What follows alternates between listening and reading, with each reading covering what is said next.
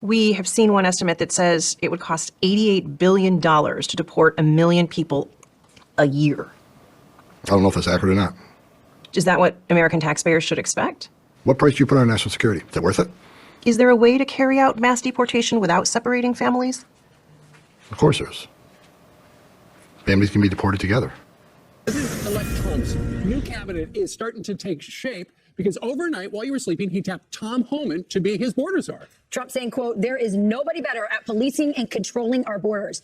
Likewise, Tom Homan will be in charge of all deportation of illegal aliens back to their country of origin. He worked with the president to come up with his job description, so let's hear from him. In his first interview after the major announcement, incoming border czar Tom Homan. Tom, congratulations to you. It's bad for us. We lose you as a contributor. What went into the decision and the position? Well, look, I've been on this network for years, complaining about what this administration did to this border. I've been yelling and screaming about it, telling them what they need to do to fix it. So when the president asked me, "Would you come back and fix it?" Of course not. I'd be a hypocrite if I didn't. So look, I'm honored the president asked me to come back and help solve this national security crisis. So I'm looking forward to it. And look, I love Fox. I love the family there, but I think that the calling is clear. I got to go back and help because every morning I get up. Every morning I'm pissed off about what this administration did to the most secure border in my lifetime. So I'm going to go back and do what I can to fix it. So, Tom, let's talk about it. President-elect Trump announced Tom Homan, the former acting director of Immigration and Customs Enforcement, who backed his zero tolerance policy, will be his administration's border czar. In a post on Truth Social, Trump wrote that Homan's areas of control will include the southern and northern borders, all maritime and aviation security. Trump added border czar Homan will be in charge of the deportation of illegal immigrants. Homan touts hardline immigration views and previously vowed to run the biggest deportation force this country has ever seen. So Zanny, obviously, this is going to be a big part of what Donald Trump likely does at the beginning of his administration. He promised mass deportations, historic deportations. The American people heard it every day for about a year and a half and voted for him. So this is going to be one of the first things. And I would guess one of the great challenges would be politically for this possible director to avoid the sort of chaos we saw at the beginning of his first term, where those first 3-4 days were just pictures of airports and other places just absolutely jammed with people, with protests, with chaos. You were saying that. I wish somebody in Democratic leadership would say that out loud. Look, you want to know why there's 50,000 people in detention? You want to know why we have 1 million illegal entries in the United States? You want to know why we have these issues? Because you have failed to secure the border. You have failed to work with this president to close the 3 loopholes we've asked for 2 years to close. So if you want to know why this issue exists, you need to look in the mirror. You have failed American people for not securing the border and closing loopholes. Mr. Homan, please respect the chair and the authority of the chair. The time of the gentleman has expired. I've asked you politely to let me go beyond my time, and you let other people go beyond their time, but not to Tom Homan. He don't get me go beyond his time. Mr. Homan, we have approved an agreement between the Republicans and the Democrats with the ranking member. We increased the time of one witness, one member of Congress who was interrupted by a protest. That is done with the approval of the ranking member. Please respect the chair's authority. I respect the chair's authority, but the chair... Mr. Homan! You work for me. I'm a taxpayer. I'm a taxpayer. You work for me. The witness will suspend. It says the official recommendation. There were 3 different options presented. The third included the option for family separation. This initiative would pursue prosecution of all amenable adults, including those presenting with a family unit. Mr. Homan, your name is on this. Is this correct? Yes, I signed that memo. So you are the author of the family separation policy? I am not the author of this memo. You're not the author, but you signed the memo? Yes, a zero tolerance memo. So you provided the official recommendation to Secretary Nielsen on for the United States to pursue family separation? I gave Secretary Nielsen numerous recommendations on how to secure the border and save lives. But it says here that you gave her numerous options, but the recommendation was option 3, family separation. What I'm saying, this is not the only paper where we've given the Secretary numerous options to secure the border and save lives. And so the recommendation, of the many that you recommended family separation. I recommended zero tolerance. Which includes family separation. The same as is when every U.S. citizen parent gets arrested when they're with a child. Zero tolerance was interpreted as the policy that separated children from their parents. If I get arrested for DUI and I have a young child in the car, I'm going to be separated. When I was a police officer in New York and I arrested a father for domestic violence, I separated that father from his family. Mr. Homan, with all due respect, legal asylees are not charged with any crime. When you're into the country illegally, it's violation 8 United States Code 1325. Seeking asylum is legal. If you want to seek asylum, go through the port of entry, do it the legal way. The Attorney General of the United States has made that clear. Okay. Talk about this now. Alexandria Ocasio-Cortez was out stumping for Bernie Sanders in Iowa. Let's take a listen to what she had to say on Saturday. Organizing is about tipping people off if you start to see that ICE and CBP are in communities to try to keep people safe. I'm here because Senator Sanders has actually committed to breaking up ICE and CBP. Tom, your thoughts on that statement? It's ridiculous. It's an extremely stupid statement made by somebody I never consider real smart anyways. But here's an elected lawmaker. She's a congresswoman standing on a stage telling people how to obstruct ICE, tipping off people that ICE is looking for. And she needs to realize 9 out of 10 of everybody ICE arrested last year was a convicted criminal or pending criminal charges. Let me talk about a few. Last year, 137,000 criminals, 2,000 were murders, 12,000 sex offenses, 45,000 assaults, 62,000 drug offenses, 10,000 weapons offenses. And she wants the community to tip these people off. The ISIS in their neighborhood operating. ISIS job is already extremely dangerous. Now she's making it more dangerous. And she's one of these Democrats keep saying, no one's above the law. The president is above the law. We need to impeach the president because he's not above the law. But apparently illegal aliens are above the law because ICE isn't allowed to arrest them. It's a ridiculous statement. Tom Homan. It's a dangerous statement. Yeah. Tom, thanks for joining us. We appreciate it. I got a message. As a guy who spent 34 years deporting illegal aliens, I got a message. To the millions of illegal aliens that Joe Biden's releasing our country in violation of federal law, you better start packing now. You're damn right. Because you're going home. I got another message to the criminal cartels in Mexico. You smuggled enough fentanyl across this country to kill 148,000 young Americans. You have killed more Americans than every terrorist organization in the world combined. And that's when President Trump gets back in office. He's going to designate you a terrorist organization, and he's going to wipe you off the face of the earth. You're done. You're done. Let's talk about the job, because you're not an amateur. You've been doing this for years. You were a beat cop. Also, you worked the border before, went over to ICE. You've done it all. What does the process look like? Because I think some people get the impression that you're shooting from your hip, but you know what you're doing here, right? I know exactly what I'm doing. And look, this is the second time I came out of retirement for this president, and because it matters. And look, I was a Border Czar agent. I wore that uniform, and I'm proud that I wore that uniform. So, and I was an ICE agent. I was the first ICE director to actually came up through the ranks. So the 20,000 men and women that worked for me, I didn't ask them to do anything. I had to do myself. I was one of them. So look, I know the border, and I know there's a lot of great patriots. Look, I shut my phone off Friday night because I couldn't handle the phone calls, the texts, and emails from thousands of ICE agents and Border Czar agents excited about the rumor I'm coming back. But more importantly than that, thousands of retired agents, retired Border Czar agents, retired military that want to come in and volunteer to help this president secure the border and do the deportation operation. So I've been off the grid for 3 days just because I couldn't handle all the phone calls, and plus all the death threats rolling in. My family's not home right now because that's starting. But that's something we're going to deal with. They're not going to bully me away. They're not going to shut me up. They're not going to make me go away. This is the biggest national security vulnerability this nation has seen since 9/11. We have to fix it. And it's one of the reasons Kamala Harris lost and Donald Trump won. So Tom, you just mentioned deportations. I know during the last Trump administration, when you were there, they did have the large-scale worksite, essentially, raids where they would go into a place and there would be hundreds of people who were in the country illegally. I know in 60 Minutes a couple of weeks ago, you said that those would continue under Donald Trump in the next administration. What do you have planned? Well, I know you don't want to give away the whole game book, but you do have deportations, mass workplace stuff planned.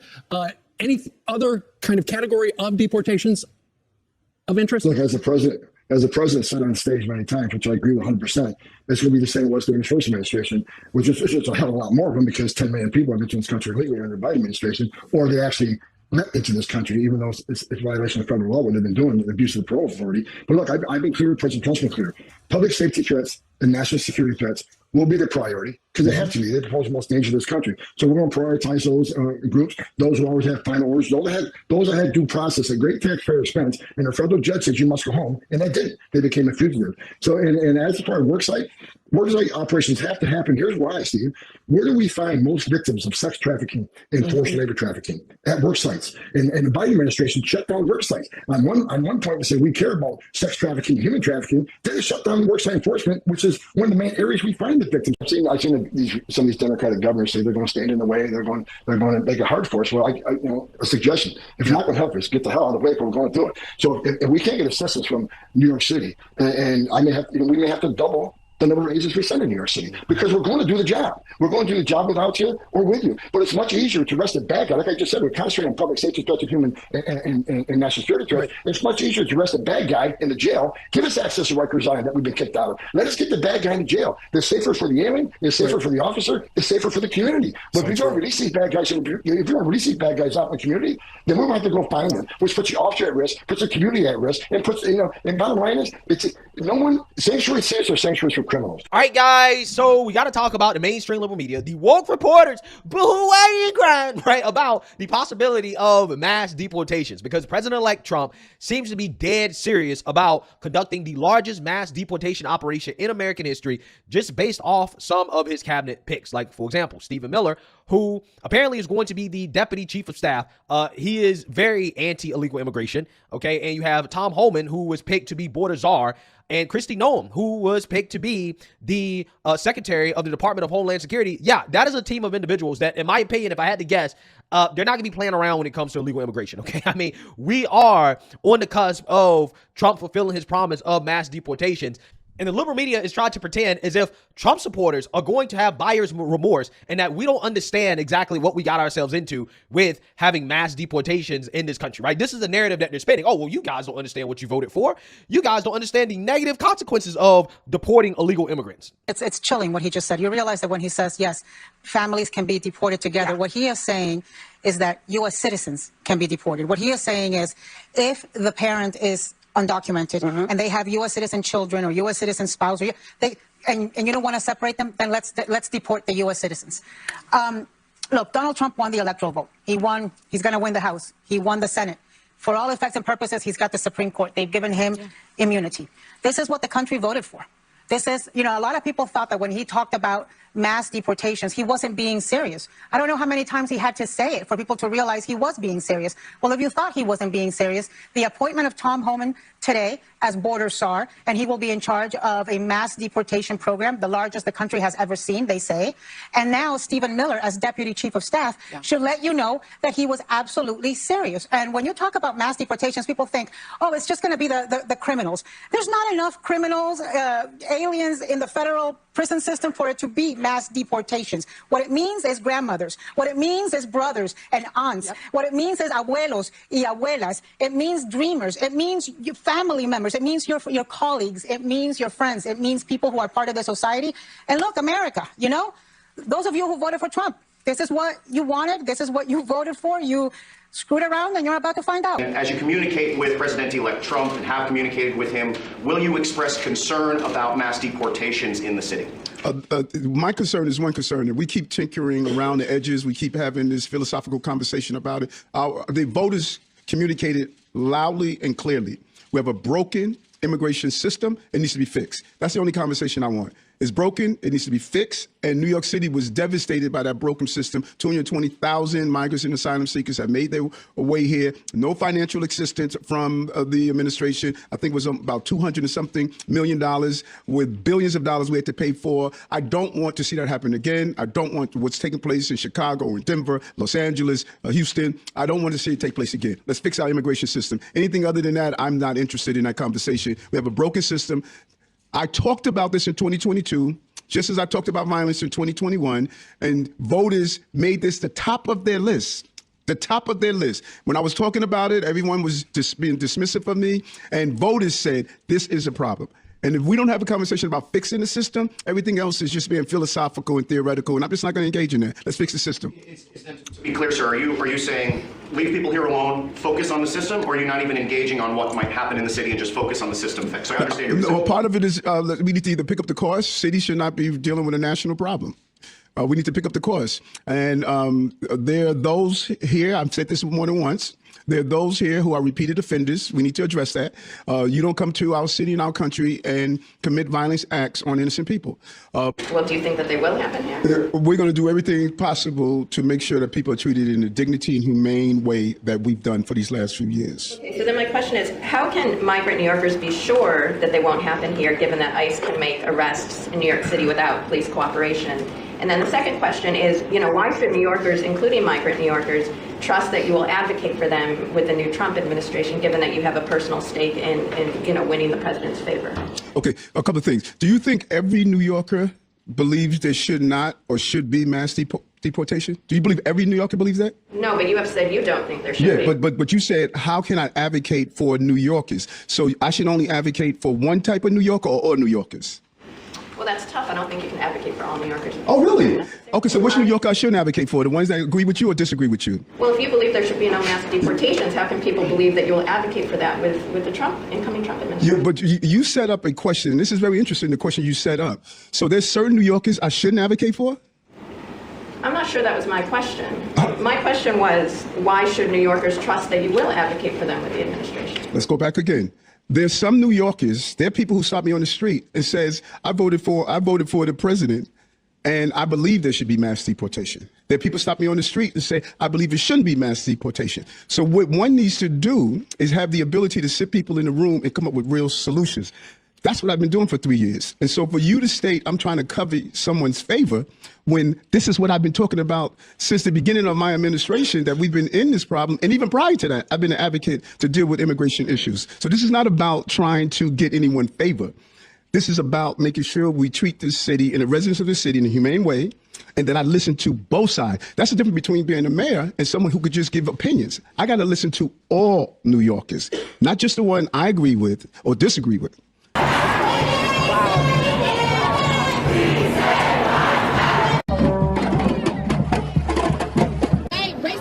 Anti-gay. Donald Trump, go away. Racist, sexist, anti-gay. Donald Trump, go away. Racist, sexist, anti-gay. Donald Trump, go away. Racist, anti-gay. Donald Trump has got to go. Ho, ho. Immigrants are welcome here. No hate, no fear. Immigrants are welcome here. No hate, no fear. Immigrants are welcome here. No hate, no fear. Immigrants. I mean, at the end of the day, you're being taxed. You're being taxed. All government spending is taxation. So whether it's direct taxation or all government spending, it either becomes inflation or it's direct taxation. Your money is being wasted, and the Department of Government Efficiency is going to fix that. We're going to get the government off your back and out of your pocketbook. And America's just not just going to be great. America is going to reach heights that it has never seen before. The future is going to be amazing. Do we want to go in and reform that regulatory state? Maybe redirect it to advance our own ends? Or do we want to get in there and shut it down? That is the answer for the future of this country. We are going to get in there and actually shut it down. That's the afuera in the United States of America. We don't need less Javier Milei. We need more Javier Milei on steroids in the United States. If we do the job right, he's going to look like an appetizer course compared to what we actually have in store for our own future in this country. Okay, we're following more breaking Trump transition news at this hour. President-elect Trump tapping Tesla CEO Elon Musk and Vivek Ramaswamy to lead a, quote, Department of Government Efficiency. He's also confirmed just moments ago what we would have been reporting, that he will name South Dakota Governor Kristi Noem to be Secretary of Homeland Security. NBC's Vaughn Hillier joins us tonight now with the latest on all this. Vaughn, obviously the big news right now that just happened moments ago, Elon and Vivek Ramaswamy. What do we know about this new government agency, and how will it work? Exactly. A lot has developed since the start of the show, Tom. For Elon Musk and Vivek Ramaswamy, this idea of the Department of Government Efficiency, number one, exactly how is it created? What does it actually look like? Is there a budget and a staff behind it? These details are very unclear. What I can tell you, though, is that Elon Musk, over the course of the last week, has been a consistent presence at Mar-a-Lago ever since Donald Trump's election. But even before Election Day, Elon Musk had been on the campaign trail on behalf of Donald Trump. And Elon Musk had talked about the fact that the U.S. annual federal budget is about $6 trillion. And he had been telling crowds that he would be able to cut $2 trillion out of the federal budget, which would be slashing it by 1/3 annually. And Donald Trump himself had echoed this on the campaign trail, saying that he would put Elon Musk in charge of government efficiency and bring him in his administration to do just that. And now, 1 week after his election, he is now promising to go forward with that campaign promise. And then when we're talking about $2 trillion out of the federal budget, we're talking about staggering numbers that Elon Musk, even himself, admitted would be causing hardships for Americans on the outset, but that it would be financially beneficial for the country in the long term. Of course, we're talking about the federal budget. You're talking about defense spending, immigration spending. You're talking about Social Security, Medicare, Medicaid, There's no details that have been provided here at this time, but Donald Trump suggesting that the two men, Ramaswamy and Musk, will have until mid-2026 to figure this out and bring efficiency to the federal government. Again, very little details as exactly what that means at this point in time. You know, Vaughn, do you think, and I know you would be speculating here, but do you think Elon Musk and Vivek maybe are, I don't know if the word is disappointed, right? But they were such staunch supporters of President-elect Trump. And I know, Elon Musk spoke about this agency. This was a big thing for him. But for Vivek, I mean, weren't there other ideas and plans for him? That was the question mark as to where Vivek Ramaswamy would potentially go. But though he was also in discussion as potentially an appointment to fill J.D. Vance's Ohio U.S. Senate seat. He's Ohio a resident himself. And so I think for Vivek Ramaswamy to actually be tied to the world's richest man, Elon Musk, it's not necessarily a bad gig, depending on exactly where it goes and how long of a leash that they have. But again, so much of the budget is going to also rely on lawmakers in the Republican majorities on Capitol Hill to sign off on said budget. So this is going to be complicated and intense few months I think we should expect in Washington. Ministerio de Turismo y Deporte, afuera. Ministerio de Cultura, afuera. Ministerio de Ambiente y Desarrollo Sostenible, afuera. Ministerio de las Mujeres y Género y Diversidad, afuera. Ministerio de Obras Públicas, afuera. Aunque te resistas. Ministerio de Ciencia y Tecnología e Innovación, afuera. Ministerio de Trabajo, Empleo y Seguridad Social, afuera. Ministerio de Educación, adoctrinamiento, afuera. Ministerio de Transporte, afuera. Ministerio de Salud, afuera. Ministerio de Desarrollo Social, afuera. Se acabó el curro de la política. ¡Viva la libertad, carajo! The United States spends more money on education than any other country in the world, and yet we get the worst outcomes. We're at the bottom of every list. In total, American society pours more than $1 trillion a year into public education systems. But instead of being at the top of the list, we are literally right smack, guess what? At the bottom. Rather than indoctrinating young people with inappropriate racial, sexual, and political material, which is what we're doing now, our schools must be totally refocused to prepare our children to succeed in the world of work and in life and the world of keeping our country strong so they can grow up to be happy, prosperous, and independent citizens. We owe our children great schools that lead to great jobs and leads to an even greater country that we're living in right now. Right now, we're living in a failing nation because of Joe Biden and these people running it. They're Marxists, they're communists. What they're doing to our country is incredible, but we'll take care of that for our children. And one other thing I'll be doing very early in the administration is closing up the Department of Education in Washington, D.C., and sending all education and education work and needs back to the states. We want them to run the education of our children because they'll do a much better job of it. You can't do worse. We spend more money per pupil by 3 times than any other nation, and yet we're absolutely at the bottom. We're one of the worst. So you can't do worse. We're going to end education coming out of Washington, D.C. We're going to close it up, all those buildings all over the place, and you have people that in many cases hate our children. We're going to send it all back to the states. Thank you very much. Can I just say a word about the Department of Government Efficiency? First of all, it's basically, it seems like it'll be part of the White House staff, which is fine. I mean, the president is allowed to hire whoever he wants. It's not a government department, as you said. However, there is a very boring and very important law called the Administrative Procedures Act, which governs how the government moves along in terms of changing how it works. And it requires a lot of hoops to be jumped through. If you want to get rid of part of a government department, if you want to change the structure of the Department of Education, the Department of the Interior, you have to go through all these steps. And like it or not, these two entrepreneurs are going to have to start learning that and following it, and it's going to drive them crazy. And we'll see how much they actually do. There have been lots of attempts to make the government more efficient. Al Gore did it. There was something called the Grace Report back in the Reagan administration. It's a lot harder than it seems. Well, I think the next leader needs to be somebody that is just hell-bent on getting Trump's agenda done. That is the most important thing. He has a mandate. We've got to get his nominees done. We've got to get his tax cuts in. We've got to get all of his legislation passed. It's as simple as that. Who is going to get that done? Now, with regard to the nominees, the Senate is a process-driven place. So what you have to do is you have to set up a process to get it done. We can't allow the president to do nominations if we go in recess. So I believe we ought to do that. I believe we ought to have a process to do that. Bill Clinton did it. Barack Obama did it. George W. Bush did it. The only president recently has been allowed to do it is Donald Trump. That has to change. We've got to allow Donald Trump to get his nominees in so we get this government going and get the changes made to turn this economy around, turn the world around. The world's on fire right now. The border's open. We're losing full-time jobs. There's so much to do. We've got to be in here full-time getting our job done. You know, if you're a MAGA Republican, you want Rick Scott to go be the majority leader. John Thune is an acolyte of Mitch McConnell. We've seen where Mitch has been in President Trump's first term.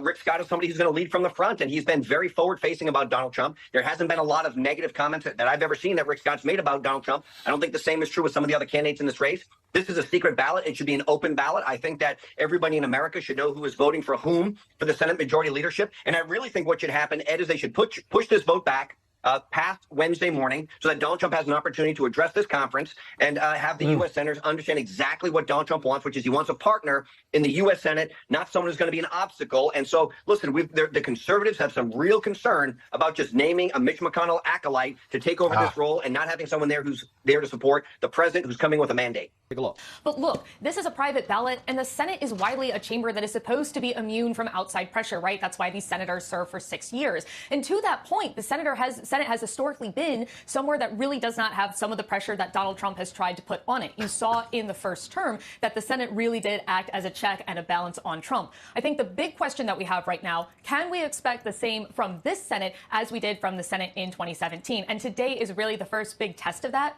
Rick Scott is clearly the one who is most aligned with Trump, the most in sync with Trump. Now, Trump, of course, has not come out. He has not endorsed yet in this race. There's still a very good chance that we could see Majority Leader Thune or Majority Leader Cornyn. But I think really that's going to be a big test and a big tell from the results we see today is how much senators feel like they have a mandate. And to that point, Trump has gone around talking a little bit about allowing these recess appointments. It would allow him to kind of bypass the Senate's authority to approve potential cabinet picks and other top-level administration officials. And some members, actually most members who I talked to last night said, look, we totally get that Trump wants to get people through the Senate quickly. We're 100% on board with that. But we have a responsibility to advise and consent. And you could tell these lawmakers, they do not want to give up that power that the Senate has. Steph, what do you think about the sort of pressures that are being brought to bear? And is Thune a Trump guy, not a Trump guy, if that's how this all gets played out?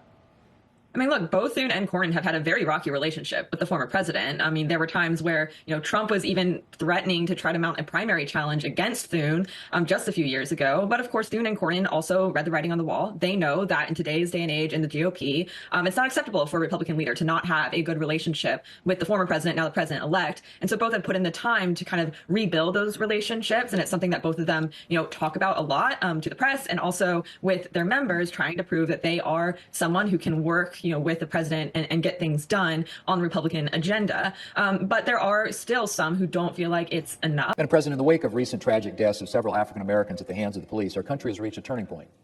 Americans of every race, background, and political persuasion are calling for change. Too many Americans feel unsafe right now. Too many Americans live in fear that what happened to George Floyd could happen to their own fathers and sons and brothers. Too many Americans see in law enforcement officers individuals to be feared rather than trusted. Americans are ready for all of that to end.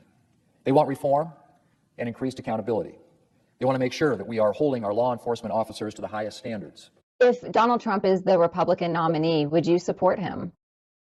Well, I'm hoping, Leanne, to have other options. Yeah. The verdict in the Trump trial could come next week. If he's convicted, could you support him still? I'm not. We'll see how the trial comes out. I'm not weighing in on that.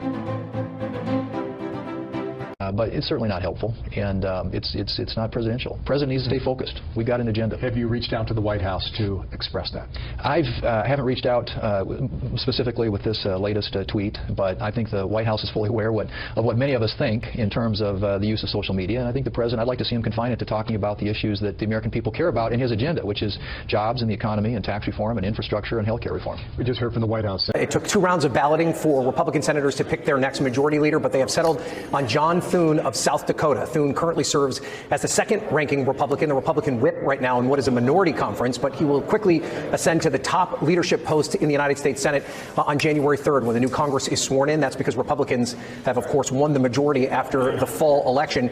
Now, this is obviously a major moment on Capitol Hill, in part because it is a true changing of the guard. Mitch McConnell has been the Republican leader, both majority and minority leader, going all the way back to 2007. And so he has held somewhat of an iron grip on this Republican conference in the Senate during that entire period of time. Of course, McConnell announcing earlier this year that he was stepping away from his leadership post. He's still going to remain in the Senate, but that opened the door for this next generation of Republican leaders to take over. And John Thune is someone who is well liked within his conference. He's somebody who has a number of good relationships with the rank and file members of the Senate, but he was facing a bit of a challenge in the form of Rick Scott of Florida, who kind of fashioned himself publicly as the true ally of the new president-elect Donald Trump, said that he would work to carry out Donald Trump's agenda, and basically tacitly saying that he didn't think John Thune or John Cornyn, who was the other person in this race from Texas, would carry out the agenda in the same way that Scott would be willing to do, in part because for a good part of his career, Thune has kept Trump at somewhat of an arm's length. He did not initially endorse him in this past race for president, instead going with Tim Scott, his colleague from South Carolina, but then eventually after Scott got out of the race and Trump locked up the nomination, Thune did get behind Trump's campaign and has worked very hard to build a relationship with the president-elect.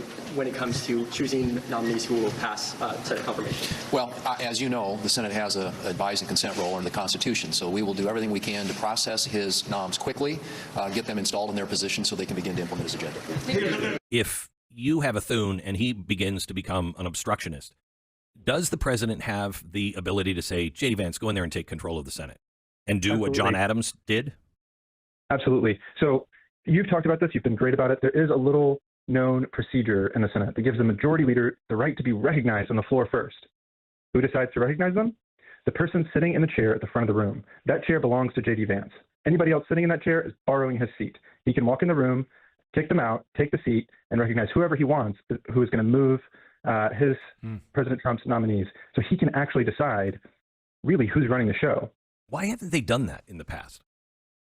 There was talk in the last Trump administration of doing this. I ultimately don't know why they decided not to. There's always a negotiation about these kind of things. Having the threat of doing that is certainly powerful, and maybe Pence just wasn't comfortable with it. JD would probably be a lot more comfortable with that. Oh, yeah. He's been a senator. Is it safe to say that based off of your comments, you're suggesting that these women at these abortion rallies are ugly and overweight? Yes. What do you say to people who think that those comments are offensive? Be offended. 2 years later. Welcome to the lead. I'm Dick Tapper, and let me begin the show by uttering some words that I never contemplated using together before, and those words are U.S. Attorney General Matt Gaetz. Because if you were wondering what Trump without the guardrails looked like, well, we're getting an idea beyond the theoretical. We are starting with breaking news on so many fronts related to President-elect Donald Trump's transition. President-elect, of course, Trump announced just minutes ago on Truth Social that he is picking Republican Congressman Matt Gaetz of Florida to be the next U.S. Attorney General. Here's a guy that buys a house for $179,000. He sells it to a lobbyist who's probably here for $380,000, and then legislation is passed. You tell me about this guy. This is what we're going to have. Here's the guy that inherited $200 million. If he hadn't inherited $200 million, you know where Donald Trump would be right now? Selling watches in Manhattan. I have to say, he lied this time. He lied. 100%. Don't worry about it. Don't worry about it, little Marco. Gentlemen, let's hear gentlemen. You ought to chill a bit. Gentlemen, you got to do better than those. This guy has the number one. Mr. Trump, I got to ask you, Mr. Trump, I'd like to ask you a policy question. Your proposed... Scott, I don't think I'm divulging or betraying any confidences to say that when we told you the news, you were in disbelief. Are you not entertained? I mean, this is the most entertaining transition I've ever seen. No, I was as surprised as Paula, because it's not a name that we had seen. You know, we'd seen some reporting, a lot of different names, frankly, a lot of really sort of well-heeled Washington legal types that were on the list. So I'm as surprised as anyone.